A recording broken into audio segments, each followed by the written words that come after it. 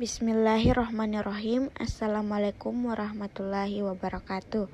Perkenalkan, nama saya Hasmira dari program studi Pendidikan Agama Islam dengan NIM 2120203886208069. Jadi pada kesempatan kali ini kita akan membahas dua jenis salat yang memiliki keutamaan besar dalam Islam, yaitu salat jenazah dan salat istiqah.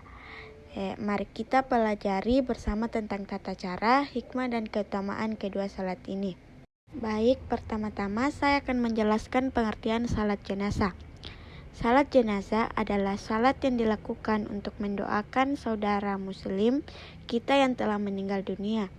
Salat ini termasuk dalam hukum fardu kifayah, yang artinya wajib dilaksanakan oleh sebagian muslim. Jika tidak ada yang melaksanakan, seluruh umat berdosa. Adapun tata cara sholat jenazah adalah yang pertama, berniat untuk melaksanakan sholat jenazah. Kedua, membaca surah Al-Fatihah setelah takbir pertama. Ketiga, membaca sholat kepada Nabi Muhammad SAW setelah takbir kedua. Keempat, membaca doa untuk jenazah setelah takbir ketiga seperti Allahumma gfir lahu warhamhu wa'afihi wa'fu anhu. Kelima, membaca doa penutup setelah takbir keempat. Dan terakhir, diakhir dengan salam ke kanan, lalu ke kiri. Baik, itulah pengertian dari salat jenazah dan tata caranya. Jadi, salat jenazah ini mengingatkan kita akan pentingnya solidaritas, saling mendoakan, dan mengingat kematian. Baik, selanjutnya kita masuk materi kedua, yaitu pengertian salat istisqa. Jadi, salat istisqa ini berbeda dengan salat jenazah, di mana salat istisqa adalah salat sunnah yang dilakukan untuk memohon hujan kepada Allah Subhanahu wa Ta'ala saat terjadi kekeringan panjang. Hukum salat ini adalah sunnah muakkad. Adapun tata cara salat istisqa adalah yang pertama, salat dilakukan di tempat terbuka seperti lapangan. Salatnya 2 rakaat dilakukan seperti salat Idul Fitri dengan 7 takbir di rakaat pertama dan 5 takbir di rakaat kedua. Ketiga, setelah salat, imam menyampaikan khutbah yang berisi ajakan untuk bertobat, memperbanyak istighfar, dan doa meminta hujan.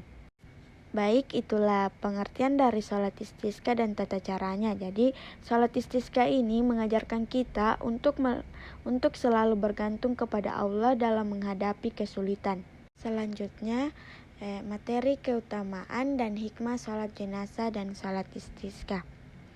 Keutamaan salat jenazah adalah mendapatkan pahala sebesar 1 qirat yang setara dengan gunung besar.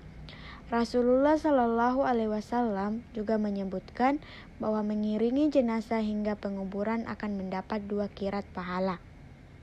Sementara itu, salat istisqa menunjukkan ketergantungan kita kepada Allah Subhanahu wa Ta'ala sebagai Sang Maha Pemberi rezeki.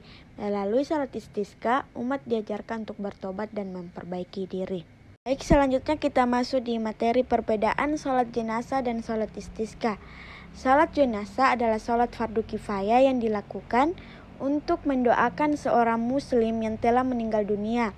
Pelaksanaannya dilakukan di masjid atau di tempat jenazah disemayamkan tanpa ruku, sujud, atau tasyahud. Dalam salat ini, umat Islam mendoakan ampunan dan rahmat bagi jenazah dengan 4 takbir sebagai rangkaian utama.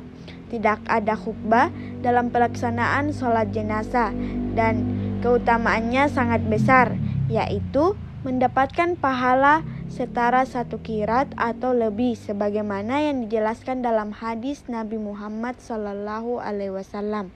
Sedangkan salat istisqa adalah salat sunnah yang dilakukan untuk memohon hujan kepada Allah Subhanahu wa Ta'ala saat terjadi kekeringan. Salat ini memiliki tata cara yang mirip dengan salat Idul Fitri, yaitu 2 rakaat dengan 7 takbir di rakaat pertama dan 5 takbir di rakaat kedua. Pelaksanaannya dilakukan terbuka dan setelah salat, imam menyampaikan khutbah yang berisi ajakan bertobat, memperbanyak istighfar, serta memohon hujan. Salat istisqa ini mencerminkan ketergantungan umat kepada Allah Subhanahu wa Ta'ala dan melatih sikap tawakal dalam menghadapi ujian hidup. Baiklah, itulah sedikit penjelasan dari saya tentang salat jenazah dan salat istisqa. Dari pembelajaran ini kita dapat memahami bahwa kedua salat ini adalah bentuk ketaatan dan kepasrahan kita kepada Allah Subhanahu wa Ta'ala. Mari kita terapkan ilmu ini dalam kehidupan sehari-hari dan ajarkan kepada orang lain. Semoga bermanfaat. Wassalamualaikum warahmatullahi wabarakatuh.